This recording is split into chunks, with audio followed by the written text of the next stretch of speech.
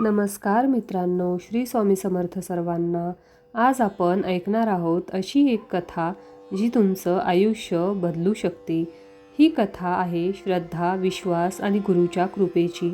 गुरुचरित्रात सांगितले आहे, ज्याच्या मनात श्रद्धा आहे त्याच्याकडे लक्ष्मी आपोआप येते. आजची कथा आहे एका गरीब माणसाची, ज्याचं आयुष्य पूर्णपणे बदललं फक्त गुरुचरित्राच्या कृपेने.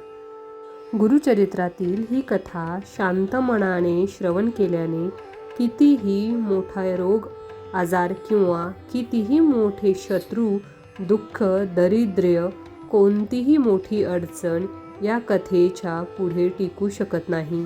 त्यामुळे ही कथा पाहून दुर्लक्ष करू नका.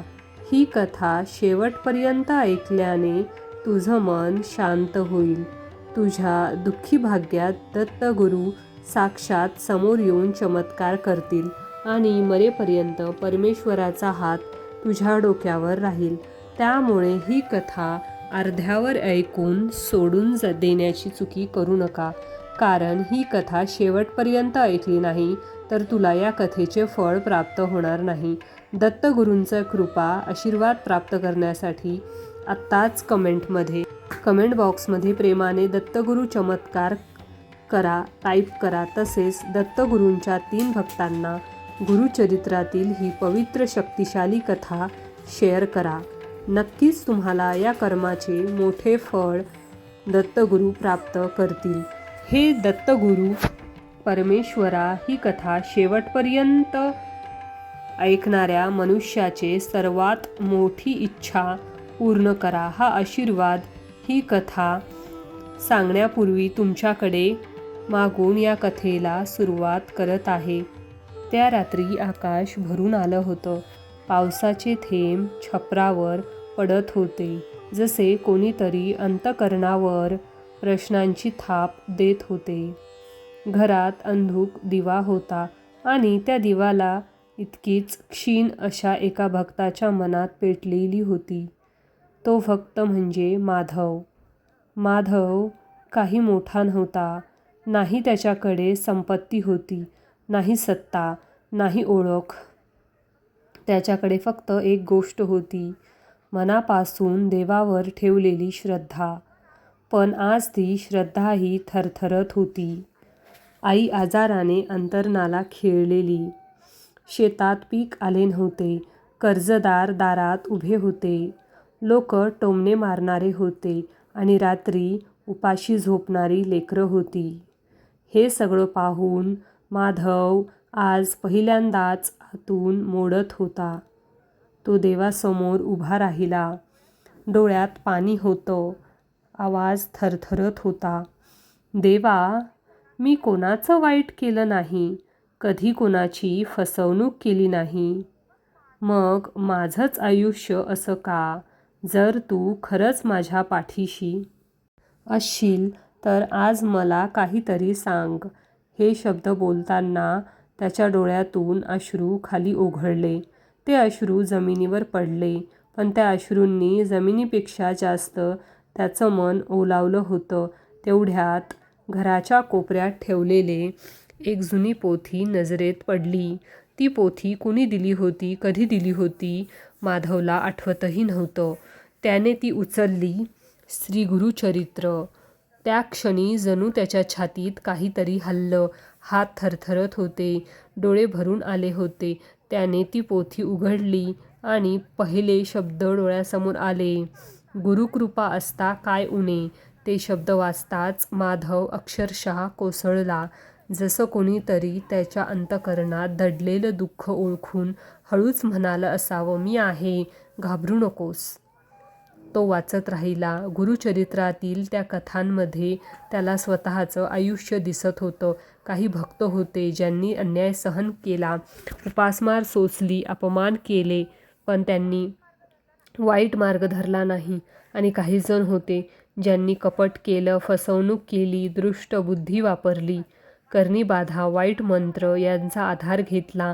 पण गुरुचरित्र स्पष्ट सांगत होतं, कर्म कधीही मरत नाही. ते वेळ घेतं, पण परत फिरून येतंच.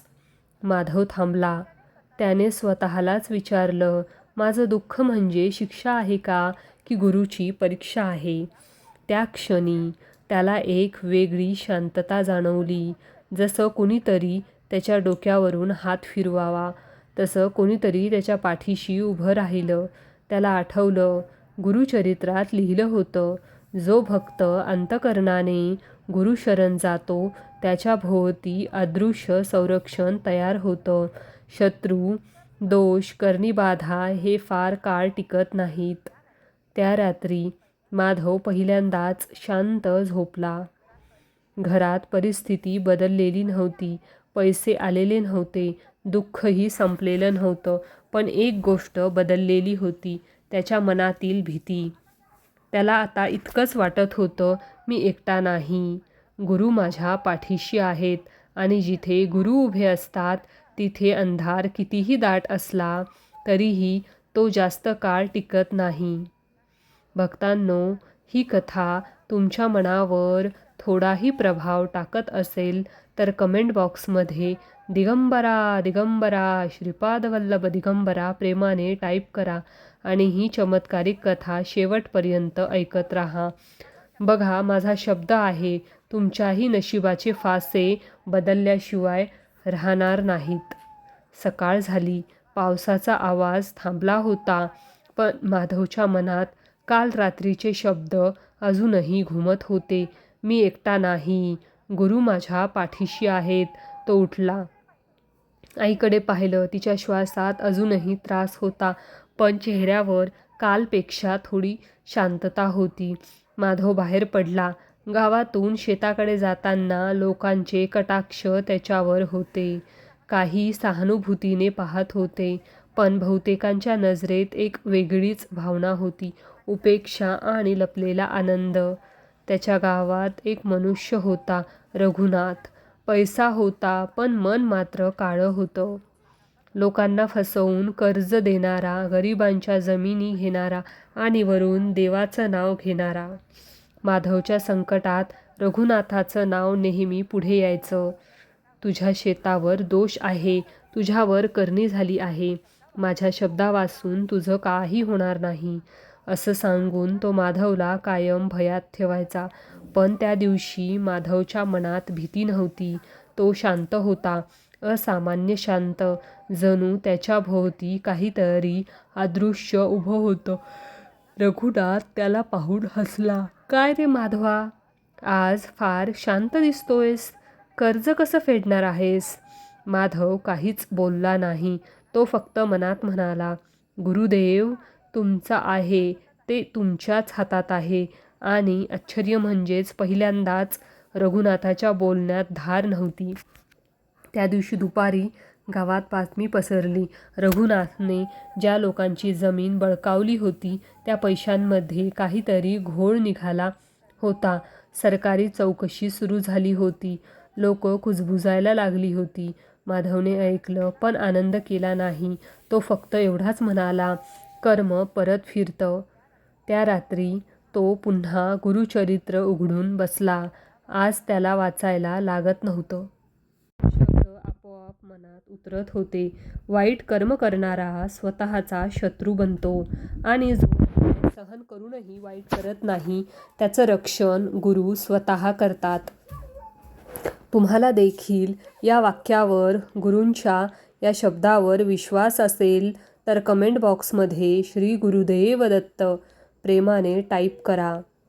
माधवच्या डोळ्यात पाणी आलं.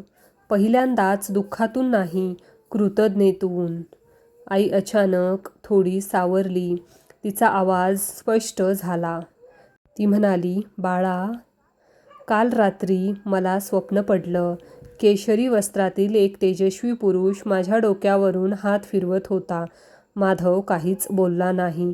तो फक्त डोळे मिटून बसला, कारण त्याला आतून खात्री होती, गुरु आले होते. त्या दिवसानंतर माधवचं आयुष्य लगेचच बदललं नाही, पण जे बदललं ते फार फार मोठं होतं. भीती निघून गेली होती, तक्रार संपली होती आणि मनात एक अढळ विश्वास रुजला होता, म्हणजे जे होईल ते गुरुच्याच इच्छेने होईल आणि जे चुकीचं आहे ते जास्त काळ टिकणार नाही. गावात रघुनाथची पकड सैल होत चालली होती. लोक त्याच्यापासून दूर जायला लागले होते आणि माधवकडे लोक शांतपणे पाहू लागले. जणू त्याच्या भोवती काहीतरी अदृश्य कवच आहे असं त्यांना जाणवत होतं. त्या रात्री माधवने देवासमोर बसून एवढंच म्हटलं, देवा, माझं दुःख तू घेतलं नाहीस, पण मला सहन करण्याची बळ दिलंस. हे माझं भाग्यच आहे.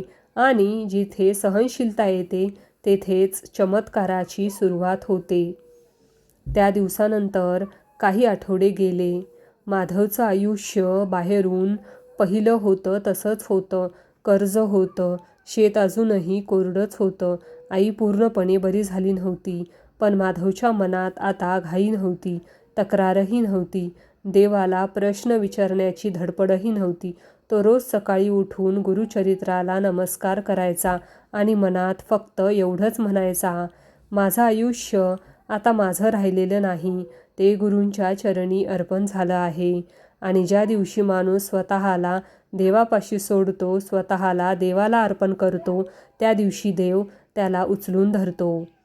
एक दिवस माधव शेतात काम करत असताना आकाश अचानक ढगांनी भरून आलं. जोरदार वारा सुटला आणि काही क्षणातच पावसाची धार कोसळली. माधव थांबला. त्याने आकाशाकडे पाहिलं. त्या पावसात त्याला भीती वाटली नाही, कारण त्या पावसात त्याला आशीर्वादाचा स्पर्श जाणवत होता. तो भिजतच उभा राहिला, डोळे मिटले आणि ओठांवर नकळत शब्द आले, श्री गुरुदेव दत्त, श्री स्वामी समर्थ. त्या क्षणी शेजारच्या शेतात गोंधळ उडाला. रघुनाथाचं शेत, जिथे त्याने फसवणुकीने जमीन घेतली होती, तिथे पाणी साचू लागलं. निचरा नसल्याने पीक आडवं पडलं. लोक धावत आली. कोणी काहीही करत नव्हतं. आणि माधवच्या शेतात, जिथे पाणी व्यवस्थित साठत होतं, माती ओलसर होत होती. जणू जमिनीलाच नवसंजीवनी मिळत होती. लोक एकमेकांकडे पाहू लागले. कोणी हळूच म्हणालं, हे कसं काय शक्य आहे? माधव काहीच बोलला नाही. तो फक्त मनात म्हणाला, हे माझं नाही, हे गुरूंचं वरदान आहे. त्यात संध्याकाळी गावात अजून एक बातमी आली. रघुनाथच्या घरात अचानक आजारपण वाढलं होतं. वैद्य, औषधं, धावपळ, पैसा असूनही मनाची शांती नव्हती. आणि माधवच्या घरात आई शांतपणे झोपली होती. पहिल्यांदाच तिला वेदना नव्हत्या. ती झोपेत पुटपुटत होती, दत्त, दत्त, दत्त. माधवच्या डोळ्यातून अश्रू ओघळले. तो देवासमोर बसला. आज त्याला काही मागायचं नव्हतं. तो फक्त एवढंच म्हणाला, हे भगवंता, हे गुरुदत्ता, मी योग्य आहे की नाही हे तूच ठरव. माझ्या हातून कधी वाईट कर्म होऊ देऊ नकोस. आणि गुरुचरित्रात लिहिलेलं आहे की जो भक्त स्वतःला गुरूंच्या इच्छेला अर्पण करतो, त्याच्या आयुष्यातील दोष, करणी, शत्रू आपोआप गळून पडतात. त्या रात्री माधवला एक स्वप्न पडले. केशरी वस्त्रातील तेजस्वी मूर्ती, डोळ्यात अपार करुणा आणि आवाज अतिशय शांत. तू सहन केलंस म्हणून तुला हे पाहायला मिळालं. आता घाबरू नकोस, मी तुझ्या पाठीशी आहे. माधव दचकून जागा झाला. डोळ्यात अश्रू होते, पण मनात विलक्षण समाधान होतं, कारण आज त्याला खात्री झाली होती, वाईट कर्म करणारा जास्त काळ सुखात राहू शकत नाही. आणि जो अन्याय सहन करूनही गुरुशरण जातो, त्याच्यासाठी देव स्वतः उभा राहतो. हे फक्त सुरुवात होती. पुढे अजूनही परीक्षा येणार होत्या. पण आता माधव एकटा नव्हता. त्या स्वप्नानंतर माधव पूर्णपणे बदलला होता. तो बाहेरून तोच होता, पण आतून काहीतरी वेगळंच घडत होतं. तो आता संकटांना घाबरत नव्हता. तो ते स्वीकारत होता, कारण त्याला कळलं होतं, दुःख हे शिक्षा नसते, ती गुरुकृपेचे गुपित असतं. एक दिवस गावात मोठा गोंधळ उडाला. रघुनाथावर सरकारी कारवाई झाली होती. कर्जाची, जमिनीची, फसवणुकीची सगळी प्रकरणं उघड झाली होती. लोक ज्या माणसाला घाबरत होते, तोच आज लोकांच्या प्रश्नांसमोर उभा होता. गावकऱ्यांना एक साक्ष हवी होती आणि त्या साक्षीसाठी सगळ्यांच्या नजरा एकाच माणसाकडे वळल्या, माधव. माधव काही क्षणासाठी शांत उभा राहिला. त्याच्या मनात काल परवाचं स्वप्न समोर आलं, मी तुझ्या पाठीशी आहे, तो पुढे गेला. त्याचा आवाज मोठा नव्हता, पण शब्द खरे होते. त्याने कोणावरही चिखलफेक केली नाही, कोणाला दोष दिला नाही. तो फक्त एवढं म्हणाला, मी जे भोगलं ते इतर कोणीही भोगू नये आणि जे वाईट आहे ते कोणाच्याही हातातून होऊ नये. ज्या क्षणी गावात शांतता पसरली त्याच क्षणी लोकांच्या डोळ्यात पहिल्यांदाच भीती नव्हती, आशा होती.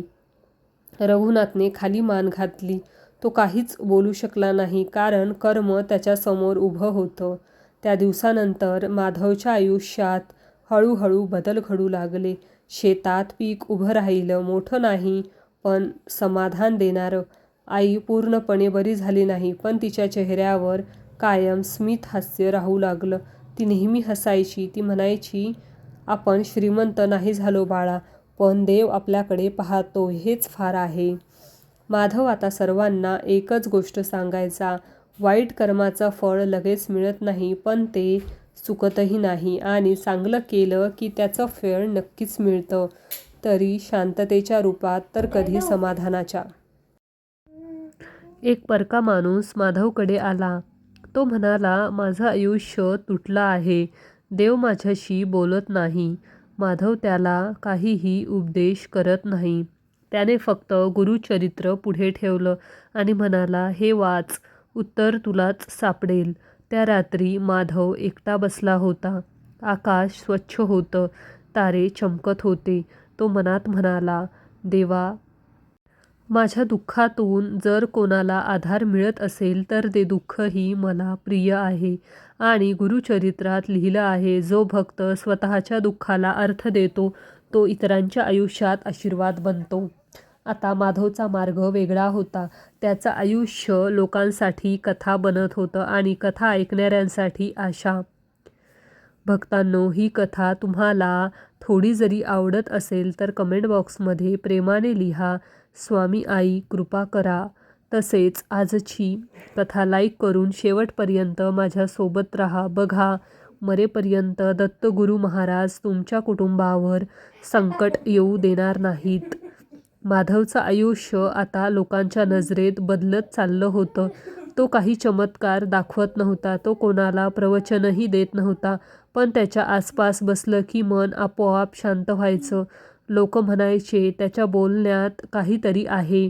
त्याच्याकडे बसलं की काळजावरचं ओझं हलकं होत. माधव हसायचा, कारण त्याला माहिती होतं ते त्याचं नाही. हे गुरुचरित्राचं फलित आहे. एके संध्याकाळी गावाच्या बाहेरच्या बाजूला एक स्त्री रडत बसलेली होती. केस विस्कटलेले, डोळे सुजलेले आणि आवाजात हताशपणा. माधव तिथे थांबला.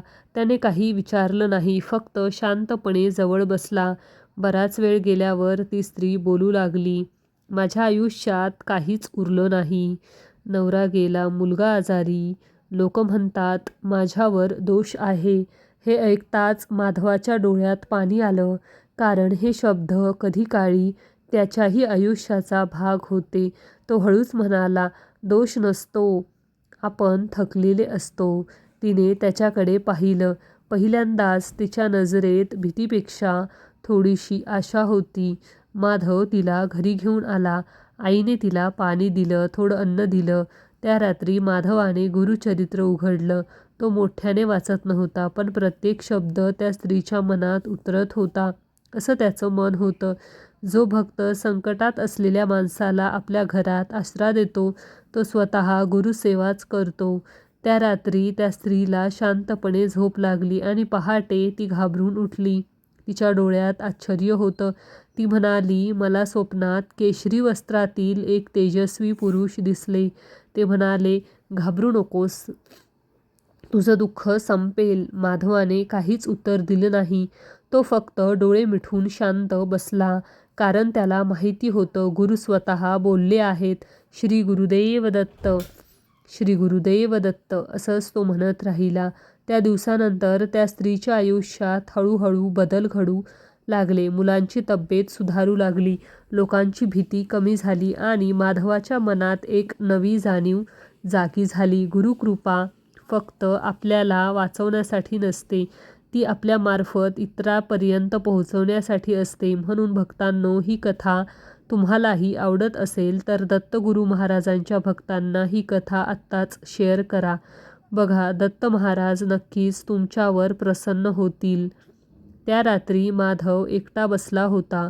डोळे मिटले होते, श्वास शांत होता आणि आतून एक आवाज आला, तू जे सहन केलंस ते व्यर्थ नव्हतंच. आता तुझं आयुष्य इतरांसाठी कवच बनलं आहे. त्या क्षणी माधवच्या अंगावर शहारे आले, कारण त्याला समजलं, देव माणसाला दुःख देतो, पण ते त्याला तोडण्यासाठी नाही तर त्याला आधार बनवण्यासाठी. आणि जो भक्त गुरुशरण पूर्णपणे जातो त्याच्या भोवती असलेलं संरक्षण फक्त त्याच्यासाठीच नसतं, पण ते त्याच्या संपर्कात येणाऱ्या प्रत्येकासाठी असतं. त्या दिवसानंतर माधवाच्या आयुष्यात एक वेगळीच ओढ निर्माण झाली होती. तो आता फक्त स्वतःच्या दुःखापुरता उरलेला नव्हता. त्याचं मन आसपासच्या वेदनांना ओळखू लागलं होतं. एक सकाळ होती. माधव घराबाहेर पडला तर गावाच्या वेशीवर एक गोमाता उभी होती. अंगावर जखमा, डोळ्यात वेदना आणि पोट रिकामं. लोक येत होते, जात होते, पण कोणीही पाहत नव्हतं. माधव थांबला आणि त्याच्या मनात अचानक गुरुचरित्रातील एक वाक्य उमटलं, जो गोमातेची सेवा करतो तो माझ्या चरणी सेवा करतो. तो काही विचार न करता पुढे गेला. घरातून पाणी आणलं, थोडा चारा आणला आणि त्या गोमातेच्या मानेवर हळूच हात फिरवला. त्या क्षणी त्या गोमातेने डोळे मिटले, जसं काही तिला वेदनेपेक्षा आशीर्वाद मिळाल्याची जाणीव झाली. माधवच्या डोळ्यात पाणी आलं. तो म्हणाला, देवा, मी तुझं पूजन नाही केलं तरी चालेल, पण हे काम माझ्या हातून मी मरेपर्यंत घडू दे. त्या रात्री माधवाला पुन्हा स्वप्न पडलं. तेच तेजस्वी रूप, तेच शांत डोळे आणि आवाज अतिशय करुण. माझी पूजा नाही केलीस तरीही चालेल, पण ज्यांना कोणी नाही त्यांची सेवा कर. ज्यांचं कोणी नाही त्यांना आधार दे. त्यातच मी आहे. माधव दचकून जागा झाला. हृदय भरून आलं. दुसऱ्या दिवशी गावात एक म्हातारे आजोबा रस्त्याच्या कडेला बसले होते. वय झालेलं, पाय थरथरत होते. कोणाचाच आधार नव्हता. माधवाने त्यांना हात दिला, घरी आणलं, आईजवळ बसवलं. आईने त्यांच्याकडे पाहून एवढंच म्हटलं, देव आपल्याकडे पाहतोय बाळा, नाहीतर अशी सेवा आपल्या हातून कशी घडली असती. त्या आजोबांच्या डोळ्यात अश्रू होते. ते म्हणाले, मला देव नाही भेटला आजपर्यंत, पण आज माणसाच्या रूपात देव दिसला.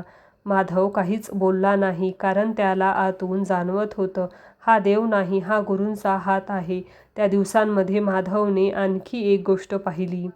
गावाच्या मंदिराजवळ एक कुत्रा होता. लोक हाकलवून लावत होते, दगडं मारत होते. माधव थांबला. त्याने त्याला अन्न दिलं, पाणी दिलं. तो कुत्रा शांत झाला. डोळ्यात कृतज्ञता होती.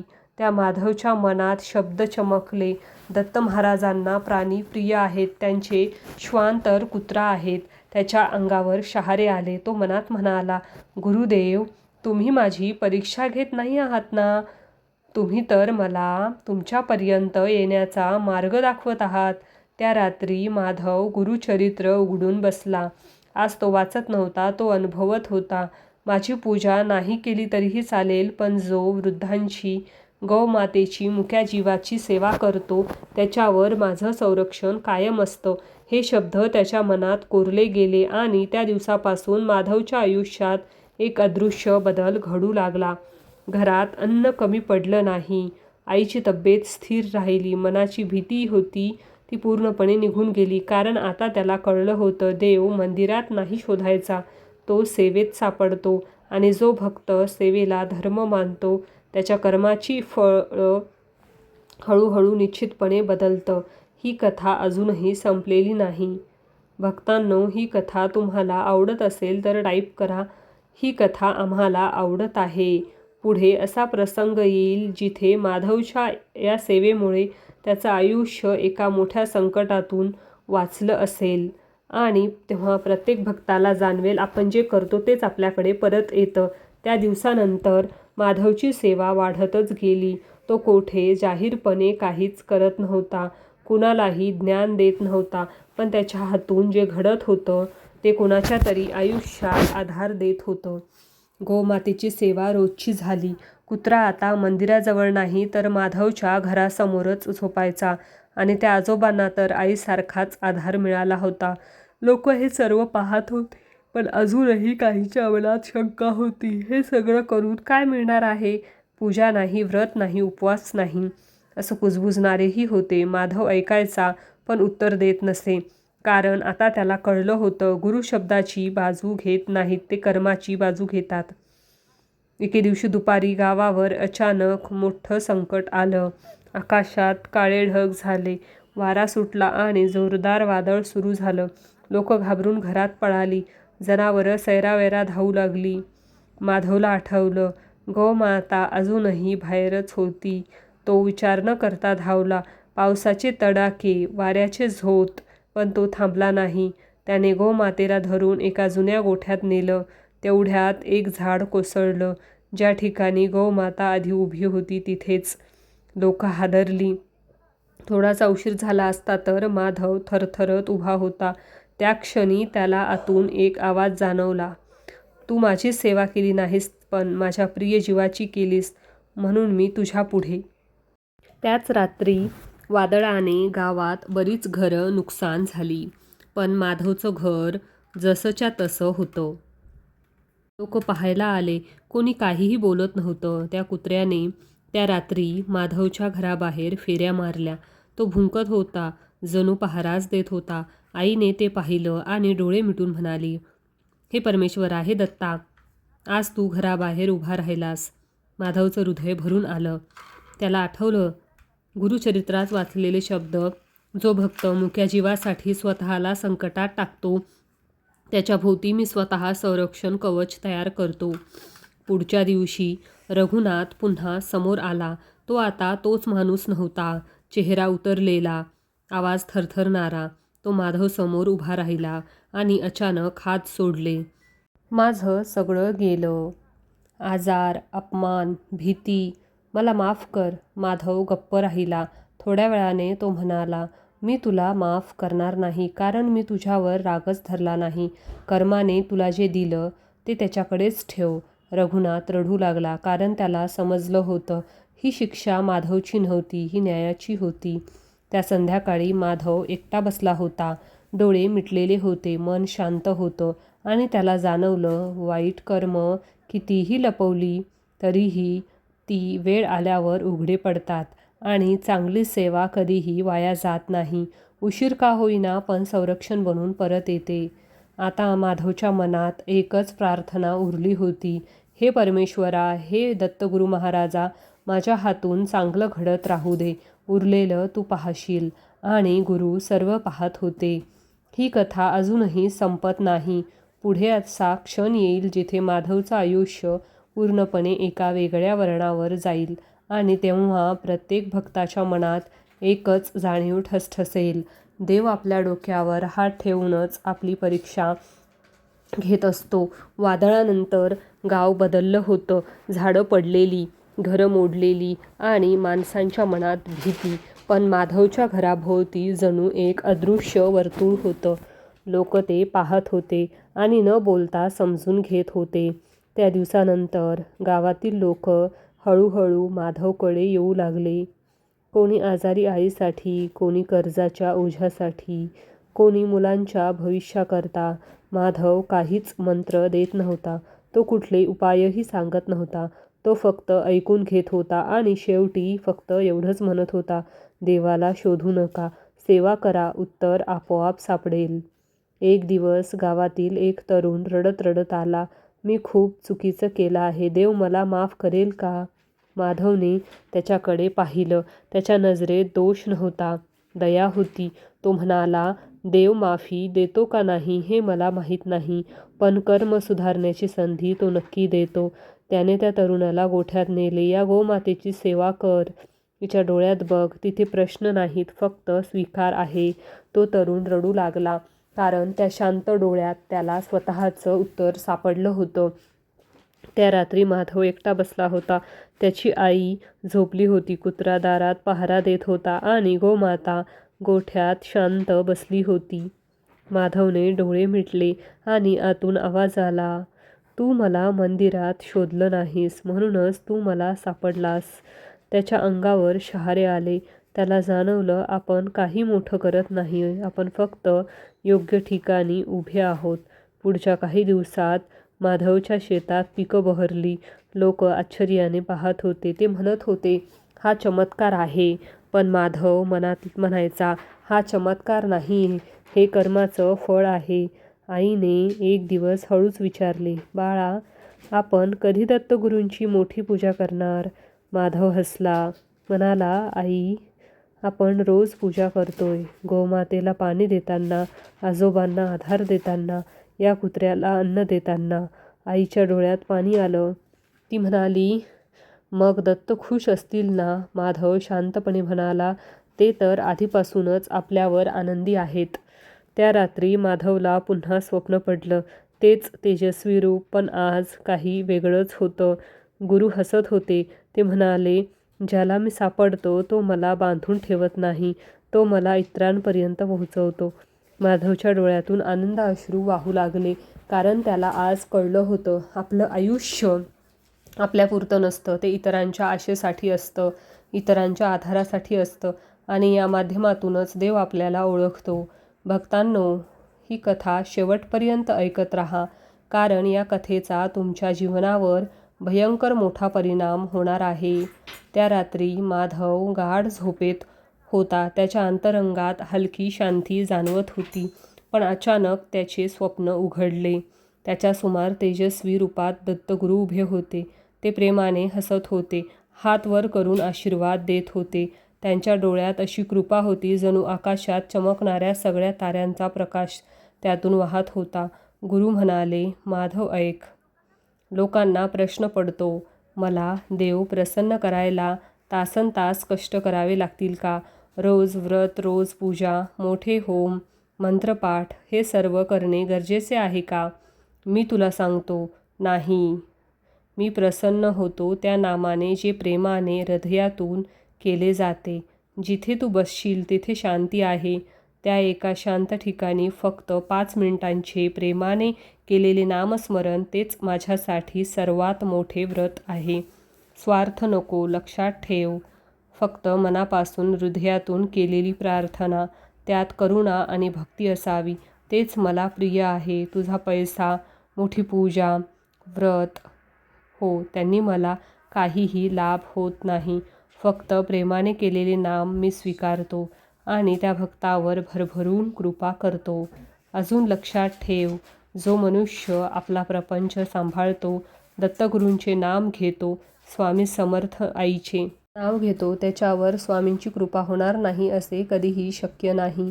त्यांच्या भाग्यात अशक्य गोष्टीही शक्य होतात, कारण प्रपंच सांभाळून भक्ती करणारा मनुष्य भगवंतास अत्यंत प्रिय असतो. माधव डोळे मिटून हे ऐकत होता. त्याला जाणवलं की साध्या शब्दात, साध्या वेळेत केलेले प्रेमाचे नाव कधीही तासनतास केलेल्या कृत्यापेक्षा जास्त मौल्यवान आहे. गुरु पुढे म्हणाले, भक्त जिथे प्रेमाने बसतो तिथे मी असतो. भक्त जिथे दुःख सहन करतो तिथे मी उपस्थित असतो. भक्त जिथे दुसऱ्यांच्या सेवा करतो तिथे मी आशीर्वाद देतो. माधवच्या डोळ्यात अश्रू आले, पण ते दुःखाचे नव्हते, ते होते शांतीचे, हलकेपणाचे, देव जवळ असल्याचे. त्याला कळलं, फक्त हृदयातून प्रेमाने केलेले नाम, करुणा, भक्ती असलेले कर्म, तेच भगवंताला प्रिय आहे आणि त्यामुळे भक्ताला अनंत कृपा मिळते. माधवचं आयुष्य आता गावापुरतं राहिलंच नव्हतं.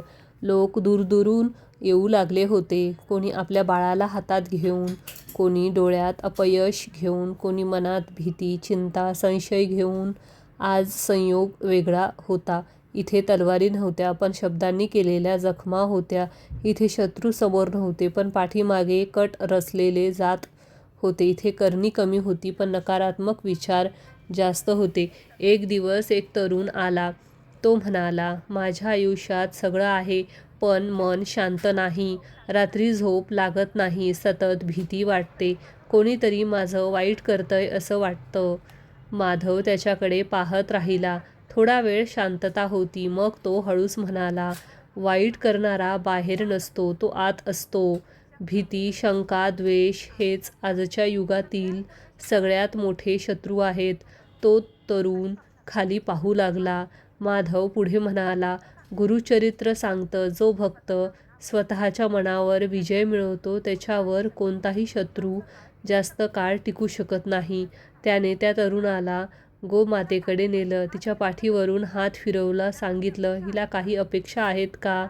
हिला तुझ्या यशाचा हेवा आहे का? हिला तुझ्या अपयशाचा आनंद आहे का? तो तरुण रडू लागला, कारण त्याला जाणवलं आपणच आपलं मन विषारी केलं होतं.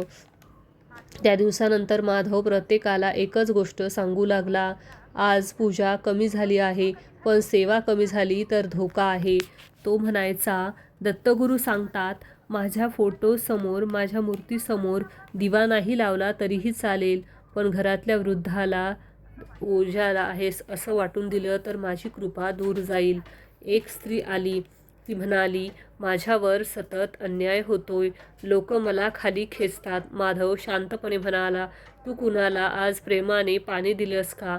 कोणाला 2 शब्द प्रेमाचे बोललीस का?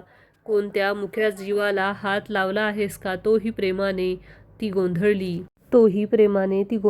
तो म्हणाला, गुरुचरित्रात स्पष्ट आहे, जो दुसऱ्याच्या वेदनेवर मलम लावतो त्याच्यावर कोणीही वार करू शकत नाही.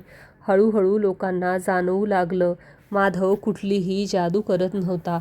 तो कर्माचं गणित सांगत होता. आजच्या युगात शत्रू म्हणजे नातेवाईक असतात, आपल्या कामाच्या ठिकाणी काही सहकारी असतात, खोटे आरोप असतात, मानसिक ताण असतो. माधव म्हणायचा, शत्रूंचा नाश म्हणजे त्याचं वाईट होणं नव्हे, शत्रूंचा नाश म्हणजे त्याचं तुमच्यावरचं सामर्थ्य संपणं. तो पुढे म्हणायचा, गुरूंचं संरक्षण कवच दिसत नाही, पण ते मनावर बसतं आणि ज्यांचं मन स्थिर त्याला कोणीही तोडू शकत नाही. एक दिवस आईने विचारलं, बाळा, लोक तुला संत म्हणू लागले आहेत. माधव हसला. तो म्हणाला, आई, मी फक्त इतकंच शिकलो आहे. आजच्या युगात देवाला शोधायचं असेल तर संकटात असलेल्याच्या बाजूला उभं राहायचं. त्या रात्री तो बराच वेळ शांत बसला. त्याच्या मनात विचार आला, आजचा भक्त मंदिरात जातो पण मनात राग घेऊन, देवाला नमस्कार करतो पण घरी आई-वडिलांशी कटू बोलतो आणि मग म्हणतो, देव माझा ऐकत नाही. माधवच्या डोळ्यात पाणी आलं. तो हळूच म्हणाला, देव ऐकत नाही असं नाही, आपण त्याला लायक नसतो. त्या रात्री स्वप्न आलं नाही, दर्शन झालं नाही, पण एक विलक्षण शांती होती. आणि माधवला कळलं, गुरुकृपा नेहमीच चमत्कार करत नाही, कधीकधी ती मनही शांत करते आणि तेच सर्वात मोठं चमत्कारासारखं असतं. ही कथा पुढेही वाहते आहे, कारण जोपर्यंत भक्ताच्या मनात भीती आहे तोपर्यंत गुरु त्याच्या पाठीशी उभेच आहेत. भक्तांनो, ही कथा थोडी जरी तुम्हाला आवडली असेल तर कमेंट बॉक्समध्ये प्रेमाने लिहा, दत्तगुरू माझे रक्षण करा. भक्तांनो, माधव आता लोकांना वेगळ्या पद्धतीने समजावू लागला होता. तो मोठमोठी वाक्य बोलत नव्हता, प्रवचन देत नव्हता, पण जे बोलायचा ते मनात खोलवर बसायचं. तो म्हणायचा, आजच्या युगात भक्त म्हणतो, माझ्यावर संकट का येतात? माझ्यावरच संकट का येतात? याचं उत्तर गुरुचरित्र विचारत तू संकटात कोणाच्या बाजूला उभा राहिलास? एकदा एक गृहस्थ आले, व्यवसायात बुडालेले, सहकारी फसवणूक केलेली, मनात सुडाची आग. ते म्हणाले, माझं नुकसान झालं, आता त्यांचं नुकसान व्हावं अशीच माझी प्रार्थना आहे. त्याने माझं वाईट केलं, आता मी त्याचं वाईट करणार. माधव हे सर्व ऐकून शांत राहिला आणि मग थोड्या वेळाने म्हणाला, तू सूड मागितलास म्हणजे तू अजूनही त्यांच्या कर्माच्या ओझ्यात अडकलेला आहेस. तो गृहस्थ गोंधळला. माधव पुढे म्हणाला, गुरुचरित्र सांगतं, जो दुसऱ्यांचं कर्म आपल्या मनावर घेतो तो स्वतःचं कर्म विसरतो. त्याने त्या गृहस्थाला मंदिराच्या पाठीमागच्या बाजूला नेलं. तिथे एक म्हातारी गोमाता एकटी उभी होती. हिला पाणी दे आणि मनात कोणाचाही राग न ठेवता फक्त एवढं म्हण, माझ्या हातून चांगलं घडो. त्या गृहस्थाने डोळे भरून आले, कारण त्या शांत क्षणी त्याच्या मनातील आग थंड झाली होती. माधव म्हणाला, सोडाला की देव हातात हात घेतो. आजच्या युगात लोक म्हणतात, माझ्यावर इतरांची वाईट नजर आहे. माधव हसून म्हणायचा, वाईट नजर बाहेर नसते, ती मनात असते. तो सांगायचा, गुरुचरित्रात आहे, जो भक्त रोज एका तरी मुक्या जीवाचं दुःख हलकं करतो त्याच्यावर कोणतीही वाईट शक्ती टिकू शकत नाही. एकदा एक तरुणी आली. आपल्या कामाच्या ठिकाणी अपमान, घरात अवहेलना, मनात आत्मविश्वास शून्य झालेला. ती म्हणाली, मला वाटतं मी कुठेच उपयोगाची नाही. माधव शांतपणे म्हणाला, तू स्वतःहून कुणाला उपयोगी पडलीस का? ती गप्प झाली. माधव म्हणाला, गुरूंची कृपा स्वतःला सिद्ध करण्यात नाही, ती दुसऱ्यांना आधार देण्यात आहे. त्याने तिला आईजवळ बसायला सांगितलं, तिच्या पायाला हात लावायला सांगितलं. ती रडू लागली, कारण तिथे तिला स्वतःचा हरवलेला आत्मविश्वास मिळाला.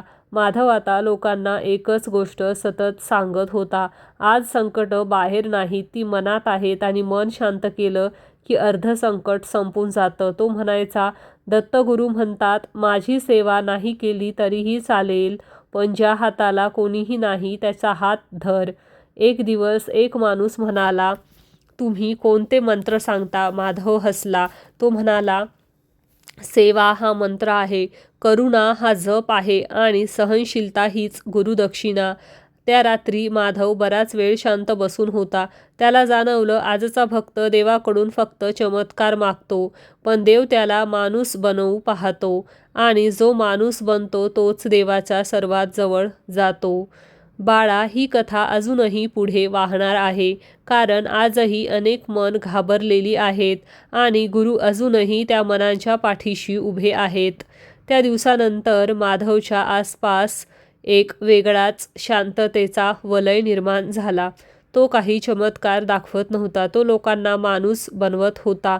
एक वृद्ध गृहस्थ आले, हात थरथरत होते, डोळ्यात अपमानास दुःख. ते म्हणाले, माझेच मूल माझ्याशी बोलत नाही, घरात असूनही मी एकटा आहे.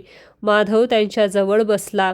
कोणताही प्रश्न नाही, कोणतेही प्रवचन नाही, फक्त म्हणाला, तुम्ही अजूनही आशीर्वाद देऊ शकता का? वृद्ध गोंधळले. ज्याच्याकडे देण्यासारखं काहीच उरलेलं नाही तेच खरे श्रीमंत असतात. माधव पुढे म्हणाला, गुरुचरित्र सांगतं, ज्याच्या मनात कडवटपणा नसतो त्याच्यावर देवाचं संरक्षण कवच आपोआप चढतं. त्याने त्या वृद्धांना सांगितलं, उद्या सकाळी गायीच्या गळ्यात हात घाला, प्रेमाने तिच्यावरून हात फिरवा, कुत्र्याच्या डोक्यावरून प्रेमाने हात फिरवा आणि मनात म्हणा, ज्याने मला विसरलं त्यालाही सुख मिळो. वृद्धांच्या डोळ्यात अश्रू वाहू लागले. काही दिवसांनी ते पुन्हा आले. यावेळी त्यांचा आवाज थरथरत कापत नव्हता. ते म्हणाले, माझ्या मुलानं मला स्वतःहून हाक मारली, विनाकारण नाही, फक्त विचारायला. माधव डोळे मिटून म्हणाला, कर्म फिरून येतं, पण प्रेमाचं फळ लवकर लागतं. आजच्या युगात लोक म्हणतात, आम्ही चांगले आहोत तरी आमच्यावर दुःख का येतं? माधव शांतपणे सांगतो, सांगुलपणा दाखवण्यात नसतो, तो टिकवण्यात असतो. तो गुरुचरित्रातील एक गूढ सत्य सांगायचा, देव तुमची परीक्षा घेत नाही, तो तुमची तयारी पाहतो. एका तरुणीने विचारलं, मी खूप प्रयत्न केले तरी माझं नशीब का बदलत नाही?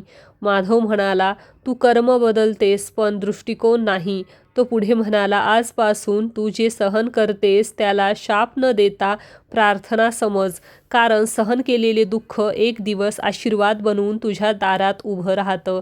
त्या शब्दांनी ती आतून हलली. आजही दत्तगुरू कुठल्या मंदिरात बसलेले नाहीत, ते बसले आहेत भुकेल्या जीवाजवळ, एकट्या वृद्धाजवळ, डोळ्यात पाणी असलेल्या त्या प्रत्येकाजवळ, जो तक्रार न करता जगतोय. माधव शेवटी इतकंच म्हणायचा, जो भक्त आज कोणासाठी आधार बनतो त्याला उद्या कधीच आधाराशिवाय ठेवलं जात नाही.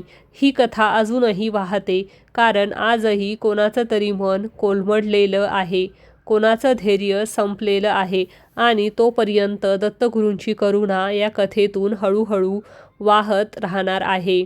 भक्तांनो, ही कथा तुम्हाला खरंच आवडत असेल तर कमेंट बॉक्समध्ये राधे राधे प्रेमाने टाईप करा. हा फक्त नामजप नाही, हा तुम्हाला प्राप्त झालेला आशीर्वाद आहे. माधव आता फारसं बोलत नव्हता, त्याचं मौनच लोकांशी बोलू लागलं होतं. एक दिवस एक तरुण जोडपं आलं. डोळ्यात थकवा, मनात प्रश्नांची गर्दी. ते म्हणाले, सगळं करून पाहिलं, नवस, उपवास, जप, पण आमचं दुःख काही केल्यास संपत नाही. माधव थोडा वेळ शांत राहिला, मग हळूच म्हणाला, गुरुचरित्र सांगतं, देव उशीर करत नाही तो योग्य वेळ निवडतो. तो पुढे म्हणाला, आज तुम्ही जे भोगताय ती शिक्षा नाही, ती शुद्धी आहे. तुम्ही एकमेकांवर दोष टाकणं थांबवा. आज कोणासाठी तरी एकत्र सेवा सुरू करा. दर आठवड्याला एखाद्या वृद्धाला भेटा. एखाद्या मुक्या जीवासाठी थोडं अन्न ठेवा. दत्तगुरूंना तुमचा त्रास नको, तुमचं परिवर्तन हवं आहे. त्या दोघांच्या डोळ्यात पहिल्यांदाच अपराध भाव आला आणि लगेच शांतताही. काही आठवड्यांनी ते परत आले. यावेळी त्यांच्या चेहऱ्यावर हलकीशी हास्यरेषा होती. ते म्हणाले, परिस्थिती बदललेली नाही, पण आम्ही आता एकमेकांचे शत्रूही नाही. माधव म्हणाला, हे गुरुचरित्राचे गुपित आहे. जग बदलायच्या आधी मन बदलतं. तो आता सगळ्यांना एकच गोष्ट सांगत होता. जो भक्त आज रडत असूनही कोणाला हसवतो, त्याच्यावर देव स्वतः पहारा देतो. आजच्या काळात भीती वेगळी आहे, शत्रू वेगळे आहेत, पण दत्तगुरूंची कृपा तशीच आहे. करणी, बाध, दोष हे सगळे सेवेच्या उजेडात आपोआप विरघळतं. कारण जिथे दत्तगुरूंचं नाव आणि कर्माची शुद्धता आहे, तिथे अंधार जास्त काळ टिकू शकत नाही. भक्तांनो, तुम्ही इथपर्यंत ही कथा, गुरुचरित्रातील कथा शेवटपर्यंत ऐकत आला आहात. याचा अर्थ एकच, तुमचं भाग्य हळूहळू उजळायला लागलं आहे. दत्तगुरूंचा चमत्कार, तोही सुखाचा, तुमच्या आयुष्यात घडण्याच्या मार्गावर आहे. आता घाबरायची काहीच गरज नाही, कारण दत्तगुरूंचा हात तुमच्या पाठीवर आहे. प्रिय भक्तांनो, गुरुचरित्र आपल्याला शिकवते की भक्तीची खरी शक्ती मोठ्या पूजा, व्रत किंवा होमामध्ये नसते. ती मनापासून प्रेमाने केलेल्या नामस्मरणामध्येही असते. मग ते 2 मिनिटाचे किंवा एकदा प्रेमाने केलेले नामस्मरण का असो, दत्त महाराज प्रसन्न होतातच. प्रत्येक छोटे पण प्रेमाने केलेले कर्म भक्ताच्या जीवनात देवाचे आशीर्वाद घेऊन येतात. स्वार्थ न ठेवता केलेले नामस्मरण आणि प्रार्थना देवाला सर्वात प्रिय असते. जे भक्त आपला प्रपंच सांभाळून भक्ती करतात, त्याच्यावर भगवंताची शक्ती आणि कृपा सतत राहते. दुःख, भीती आणि शत्रूंचा सामना करताना भक्त हळूहळू जेव्हा सेवा करतो, तेव्हा त्याला देव स्वतः उभा राहून त्याचे संरक्षण करतो. जे भक्त वृद्ध, गरीब किंवा मुक्या जीवांची सेवा करतात, त्यांच्यावर दत्तगुरूंची कृपा आपोआप उघडते. प्रेमाने केलेले नामस्मरण फक्त ते 2 ते 3 मिनिटाचे असले तरीही भगवंताला संपूर्ण प्रसन्न करतात. भक्ती करणारा मनुष्य जिथे आहे, तिथे देव उपस्थित आहे. त्याच्या मनातील भीती आणि अहंकार देवाच्या कृपेने दूर होतो. वाईट कर्म केलेली लोक ज्या प्रकारे भोगतात, त्यातून भक्ताला कर्माची शास्त्रीय शिकवण मिळते. चांगले कर्म करणारा भक्त देवाच्या आशीर्वादाने संकटावर विजय मिळवतो. भीती, राग, अहंकार यावर प्रेमाने आणि सहनशीलतेने मात करणारा भक्त कधीही हारत नाही. भक्ताचे जीवन जिथे संकटांनी घेरलेले आहे, देवाच्या कृपेने ती संधी आणि सुखाने बदलते. जे भक्त आज आपल्या मनाच्या शांत ठिकाणी बसून प्रेमाने नामस्मरण करतात, देवाचं नाव घेतात, त्यावर अशक्य गोष्टीही शक्य होतात. भक्त जेव्हा मनापासून सेवा करतो, तेव्हा त्याला देवाचा हात आपोआप पाठिंबा देतो. गुरुचरित्र सांगते, जे भक्त प्रेमाने नाम घेतात, प्रार्थना करतात, कोणताही स्वार्थ न ठेवता इतरांची सेवा करतात, प्रेमाने निस्वार्थपणे व्रत पार पाडतात, त्यांचं भाग्य मी स्वतः उजळतो. भक्त जिथे संकटे अनुभवतो, देव त्याला अंतर्मुख मार्ग दाखवतो.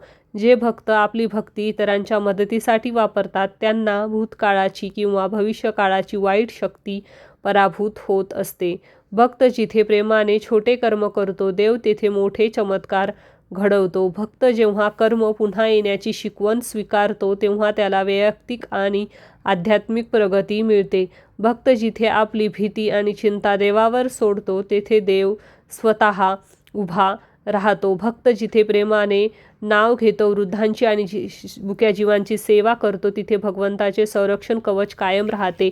भक्त जेव्हा हृदयातून प्रेमाने नामस्मरण करतो, तेव्हा त्याला कळते की देव नेहमी आपल्या पाठीशी आहे आणि तो प्रत्येक संकटावर विजय मिळवतो. भक्तांनो, अशा प्रकारे आजची गुरुचरित्रातील शक्तिशाली कथा येथे संपत आहे. आजची कथा तुम्हाला कशी वाटली हे नक्की आम्हाला कमेंट करून सांगा. आणि तुम्ही जर आपल्या चॅनलवर नवीन असाल तर आपल्या स्वामी समर्थ या चॅनलला सबस्क्राईब करून आपल्या आध्यात्मिक कुटुंबाचा भाग नक्की व्हा. आजची कथा आवडली असेल तर कमेंट बॉक्समध्ये दत्तगुरूंचा, स्वामी समर्थ आईचा जयघोष करायला विसरू नका. मी आजच्या दिवशी दत्तगुरू महाराजांकडे आणि स्वामी समर्थ आईकडे मनापासून प्रार्थना करते, हे परमेश्वरा, ही कथा ऐकणाऱ्या सर्व भक्तांच्या इच्छा पूर्ण कर. त्यांच्या भाग्यातील सर्व संकटे, दारिद्र्य, साडेसाती वाऱ्यासारखे दूर पळून जाऊ देत. हीच तुमच्या चरणी विनम्र प्रार्थना. भेटूया पुन्हा एका नवीन कथेमध्ये. तोपर्यंत सर्वांनी तुमची काळजी घ्या. श्री गुरुदेव